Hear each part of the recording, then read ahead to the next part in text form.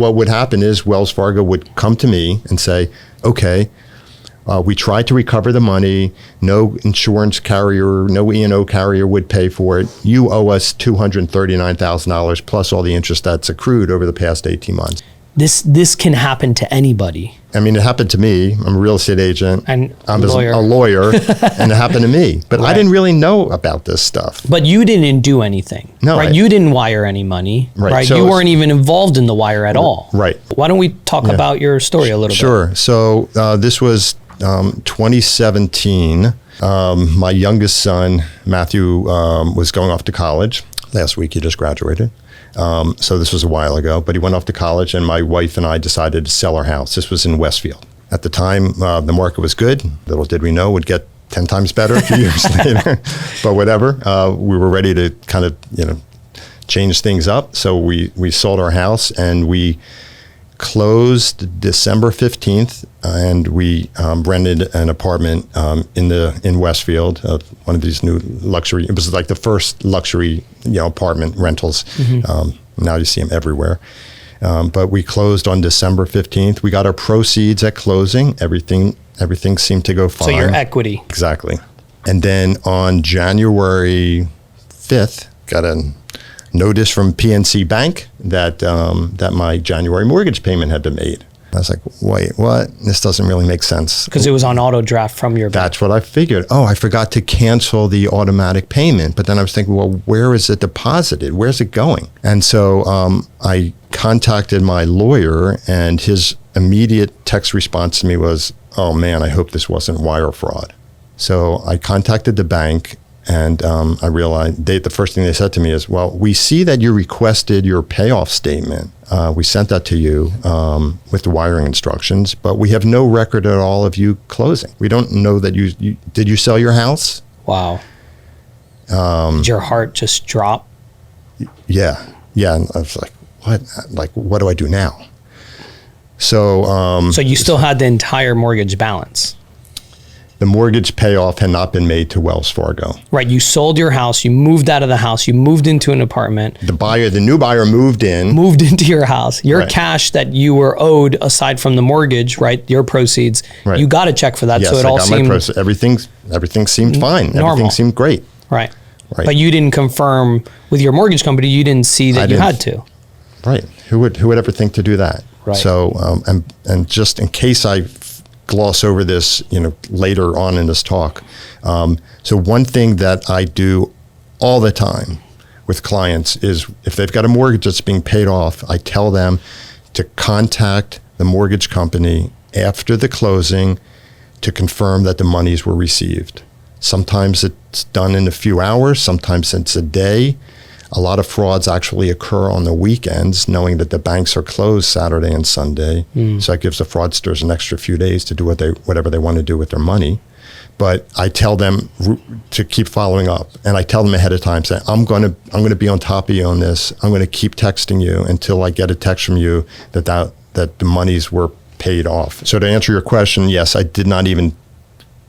the thought didn't even enter my mind to go ahead and call the mortgage company and make sure the mortgage payoff monies were received. So here's what happened. Here's how the fraud occurred. So a few days before, probably a week before the closing, my attorney said to contact your bank. I said, I'm selling my house. This is the closing date. They sent me a mortgage payoff letter. Attached to that was the wiring instructions.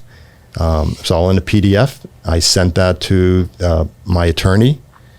At some point, my attorney's email account had been hacked. So the criminals were monitoring his emails. They saw the wiring instructions. They changed only one thing on the wiring instructions, and that was the account number. Okay. It was the same bank? Everything was the same. So the routing number was exactly the same? The account number of yes, that's right. It was the same bank. So the numbers were changed. Yes. So I could go back and check and see if it was the same routing number or a different one. But regardless, that's the only thing that changed. It still had Richard and Joanne Hopen and our address. The logo. It still had everything. It was just a PDF, right? Yeah. They just cut and pasted. So they sent that to the title company, and then at closing, the title company, they had gotten that from the attorney, and they thought, why wouldn't this be legit? and they wired the monies into the criminal account. And that's why now, as I was just saying, that's why I call the mortgage companies, or how the clients call the mortgage companies, because time is so important. If a fraud is discovered, the sooner the better. Right. Because within days, that money's gone. It's withdrawn from the account. It gets chopped up, split up, bounces around the world. You'll never get the money back. How long did that take to try to figure that out? 18 months. It was pretty torturous. So it was like such a big issue to us financially. Like I just I didn't even deal with it. I didn't deal with what would happen, because so the mortgage payoff didn't occur. And so why would I be liable? Because I signed a promissory note, right? When you get a mortgage, right, with a personal guarantee. Right.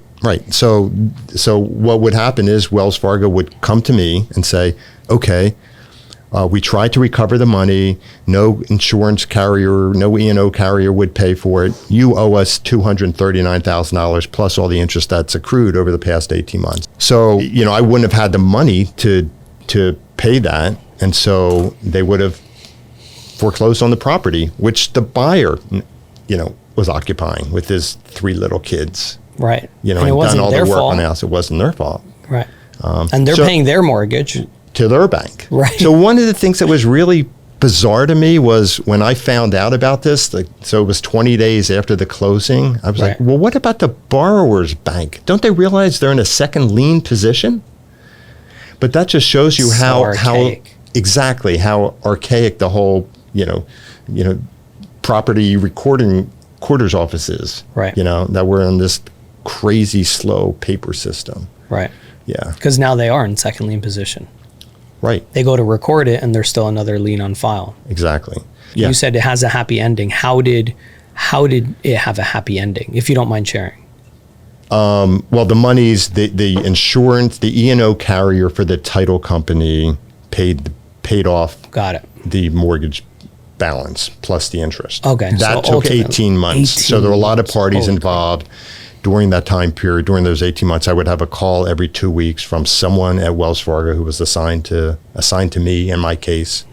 There were lawyers, the insurance company and the bank, and that were involved in the transaction. I would just kind of wait on this status report. But you would ask me how it felt. There was a point. It was a 1-year anniversary of the event.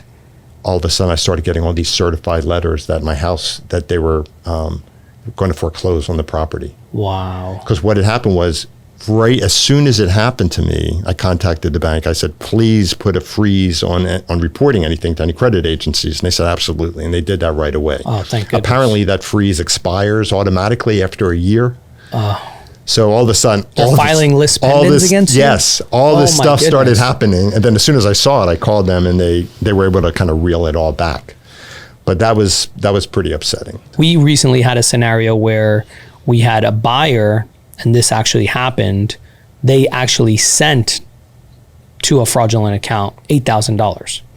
And they sent me all the emails, and it's exactly what you're talking about. It had the title company's logo. It had everything the same, except for at the bottom it said deposit to account, and then it was a different company, but it was like Realty Trust. So they didn't think anything of it, and they sent it. And they're in the process of trying to get their money back from the bank because it was from Chase to Chase. I just find it like this can happen to anybody. Awesome. Anything else that you want to share with everybody, or can you mention your website again? Sure. It's richhopen.blog.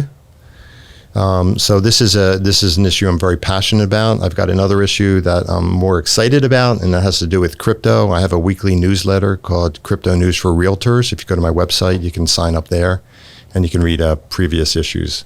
Awesome. Of that. So thanks, Rich. Oh, thanks for the time. Appreciate it. All right. Thanks a lot. Guys.